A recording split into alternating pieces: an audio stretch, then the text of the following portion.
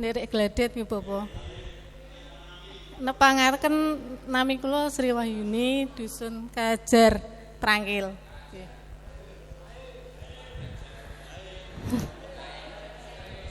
Assalamualaikum warahmatullahi wabarakatuh. Sih wilasaning Gusti ingkang Maha Kuwasa mugi tansah kajiwa saha kasarira ing jiwangga panjenengan sedaya lan kula waradin sagung kulawarga Widodo Raharja. Para sepuh pinisepuh ingkang dahat kinabekten, para tamu kakung miwah putri werda lan muda ingkang minulyeng budi. Langkung rumiyin keparengna kula sapangiring nandhukaken raos syukur dumateng ngarsa dalem Gusti ingkang murbeng dumadi. Awit saking sih nugrahanipun ing kalodhangan menika kula kuwawasan wonten dalem mriki kanthi wilujeng mboten wonten nuwun sewu kirang pas. Kirang geser nggih.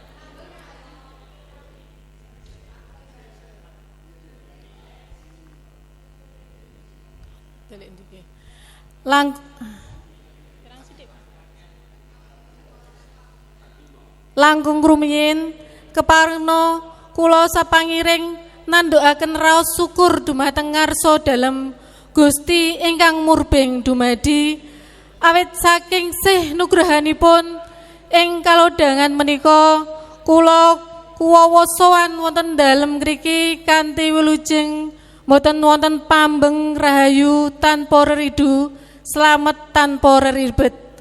Salajengipun kula ingkang sinaraya dening kadang sepuh kula Raka Mas Arjuna sekalian garwa kaparengna matur katur Bapak Setyaki sekalian Ibu lumantar ing kinurmat Bapak sinten Bapak Arjuna. Sepisan kula ngaturaken salam taklim saking Bapak Setyaki sekalian, mugi kaaturaken dumateng Bapak Arjuna saha Ibu sumrambah para sepuh pinisepuh miwah sedaya keluarga kanthi pamuji mugi-mugi tansah manggihaken kabegjan saha katentreman. Kaping kalihipun netepi pranatan adat palakrami ingkang lumampah miwah rinujukan bilih antawasipun Bapak Arjuna sekalian garwa lan Bapak Setyaki sarimbit Ibu sampun golong gilik wiwah gembleng anggenipun badhe hamangun bebesanan kanthi hamalakramakaken kusumaning Ayu Roro Sekar Silvia Putri kalian Kusumo Bagus Adi Pradana.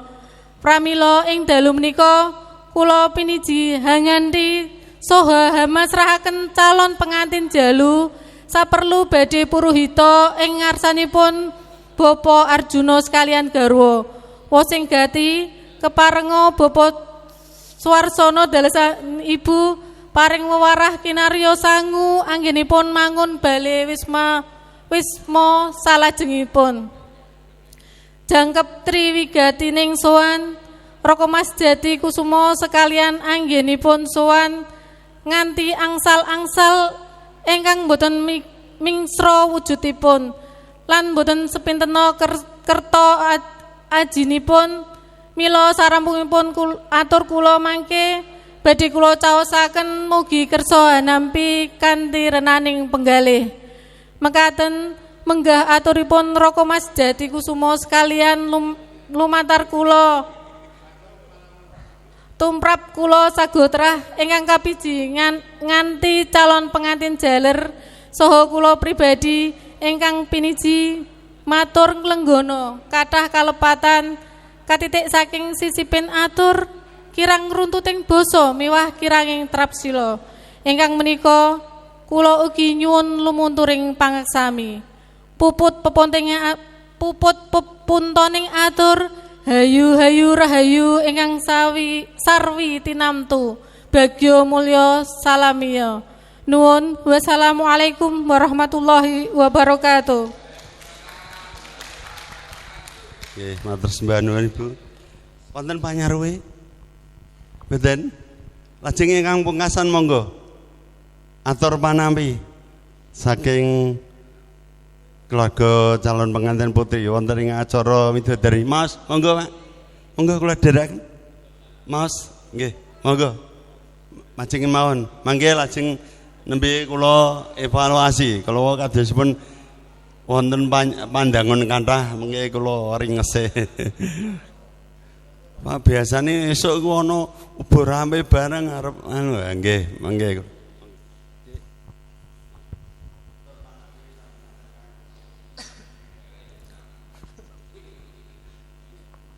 Nuwun. Assalamualaikum warahmatullahi wabarakatuh. Sih wilasaning Gusti ingkang Maha Kuwasa mugi tansah kajiwa saha kasarira ing jiwangga panjenengan sedaya lan kula waradin sagung kulawarga Widodo Raharja. Para sepuh pinisepuh ingkang binektenan, kulawarga ageng Bapak Jatikusuma ingkang sinuba ing sagung pakurmatan, para tamu kakung miwah putri ingkang winengku ing bagya mulya, keparengna kula pun Kartika Aji ingkang piniji matur nyarirani Bapa Swarsana sekalian saperlu tumanggap sedaya dawuh pangandikanipun Bapa Jatikusuma tuwin Ibu lumantar Bapak Kusuma Wardaya. Langkung rumiyin sumangga sami amemuji syukur kunjuk dumateng ngarsa Gusti ingkang Maha Welas lan Maha Asih. Karana panjenengan lan kula taksih pinaringan kabagas warasan temah saged nyawiji wonten dalemipun Bapak Swardaya ngriki kanthi widodo kalis ing sambikala. Salajengipun ing ngajeng Bapak Jatikusuma paring salam taklim wilujeng sampun kula tampi. Salajengipun kula aturaken wonten ngarsanipun Bapak Swarsana sekalian. Lan kosok wangsulipun salam wilujengipun Bapak Swarsana sekalian mugi katur ngarsanipun Bapak Jatikusuma miwah Ibu kanthi pamuji mugi Bapak Jatikusuma sakluwarga tansah binerkahan dening Gusti ingkang Maha Suci. Ing dalu menika Bapak Kusuma Wardaya nglarapaken Bagus Sujatmika putra kakung Bapak Jatikusuma sekalian. Saperlu puruhita wonten ngarsanipun Bapak Swarsana sekalian sampun tinampi kanthi suka gumbiraning manah. Ewadene bab wewarah sanguning bebrayan mangke badhe kawedharaken pribadi dening Bapak Swarsana. Jangkepipun atur kula paringipun angsal-angsal ugi tinampi sawetahipun saestu adamel renaning manah lan saya raketing kekadangan. Mugi Gusti paring leliru arupi kanugrahan ingkang matikel-tikel. Pungkasaning atur mawantu-wantu panyuwunipun Bapak Swarsono sakluwarga katur dumateng Bapak Jatikusumo sapangiring miwah para tamu sedaya. Mugi kepareng nglajengaken lelenggahan kanthi mardikaning penggalih ngantos purnaning tata cara midodaren dalu menika. Datan kesupen kula ingkang kapiji matur nglenggana kirang ing trapsila mewah tata krama kula namung nyadong lumebak ing samudra pangaksama. Nuwun.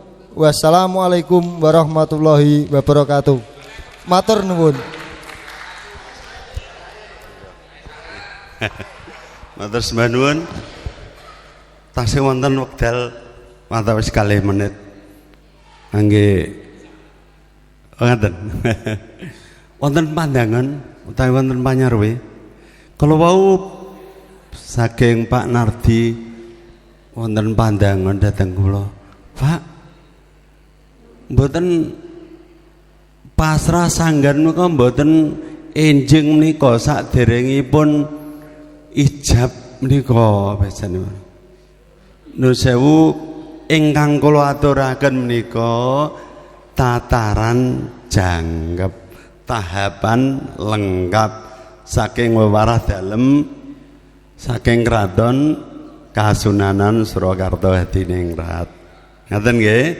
Kalau winganipun sampun kula matur saged acara menika dipun nut sedaya menika nggih langkung sae wontene mboten saged nggih dipun jumbuhaken kalian swasana kawontenan nggih kalih ragat lan sanes-sanesipun ingkang baken nika kedah dipun leksanakaken. Ijab ya jelas cetha gitu. Masa ana ijab. Ijab, sing penting ijab karo pasrah iki lho. Pasrah paningstan iki lho, nggih.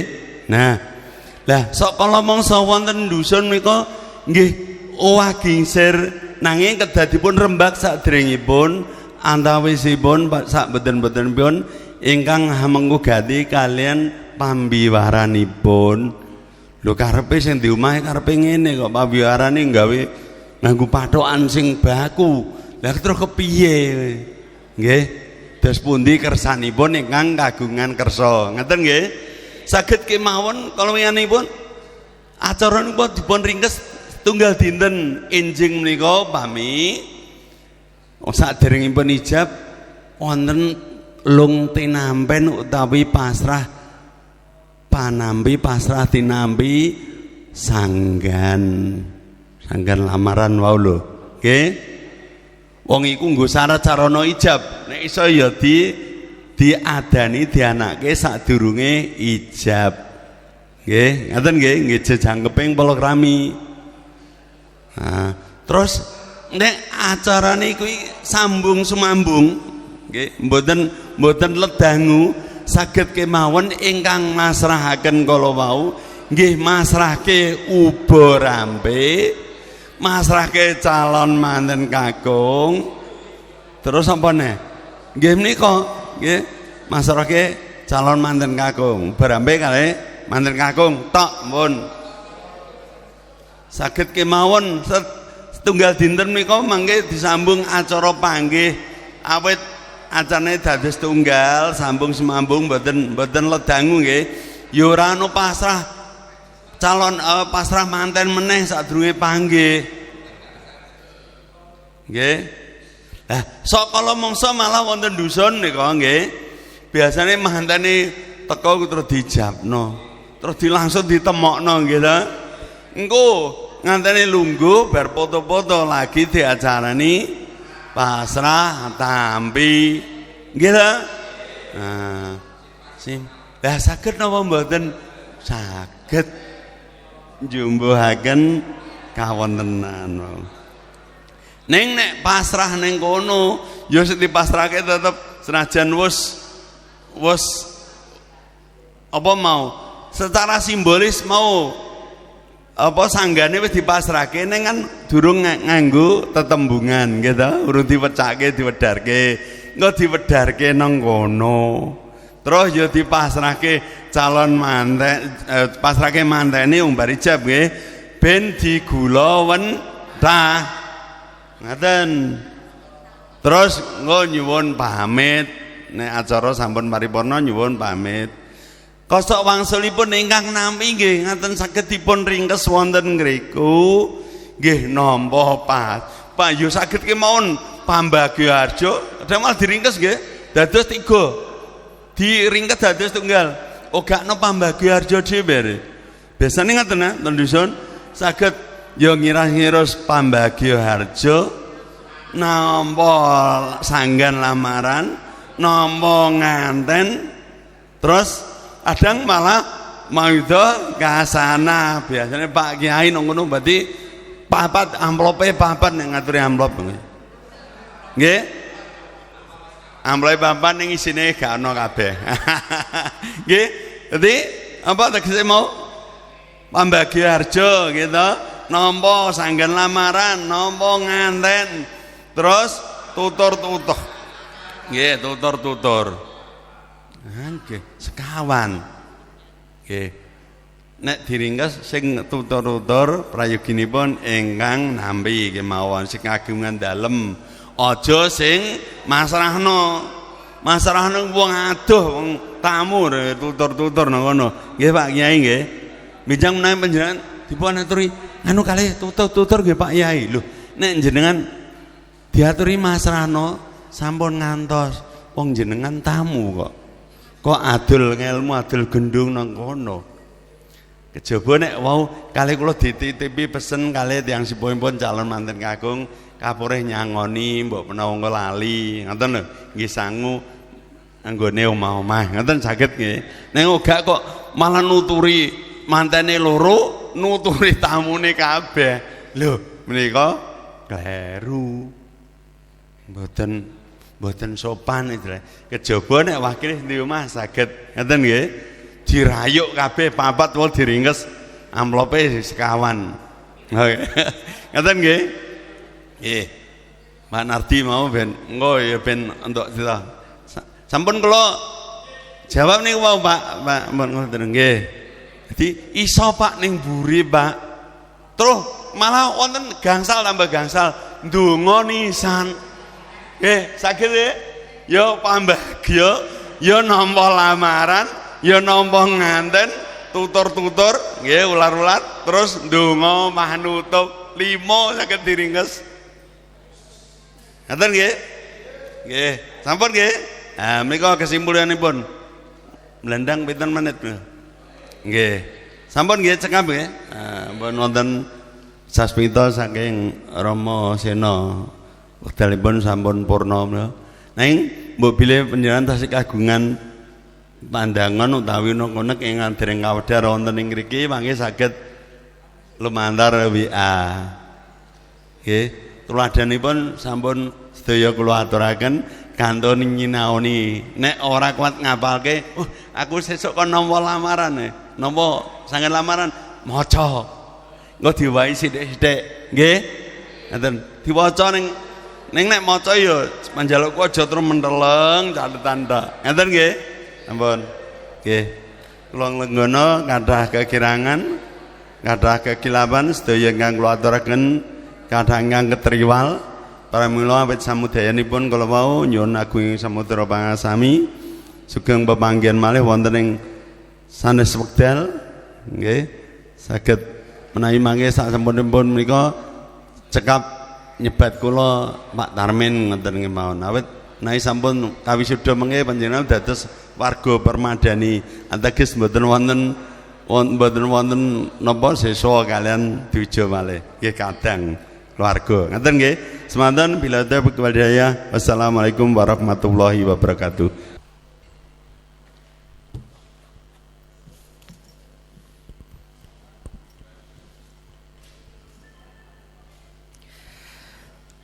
Nuwun Bapak Dwija kepareng matur bilih seserapan sampun paripurna ing salajengipun para kadang siswa nyuwun pamit wangsul.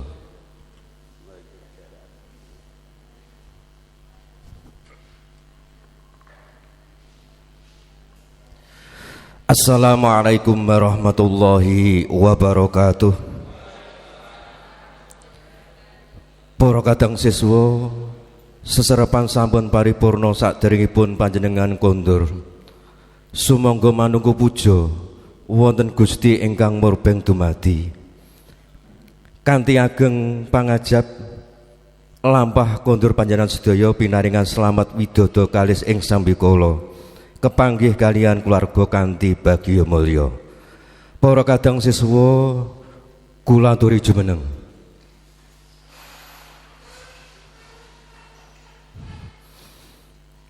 Para kadang siswa sedaya kula nderekaken manunggu puja miturut agami miwah kapitayan panjenengan suwang-suwang. Manunggu puja kawiwitan.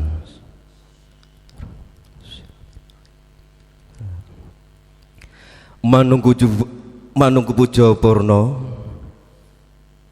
wondene kula piniji enggati nderek lampahing seserepan ngalembana wonten cicir cewet kuciwaning atur nyuwun gunging samudra pangkat sami. Wassalamualaikum warahmatullahi wabarakatuh. Sugeng kondur.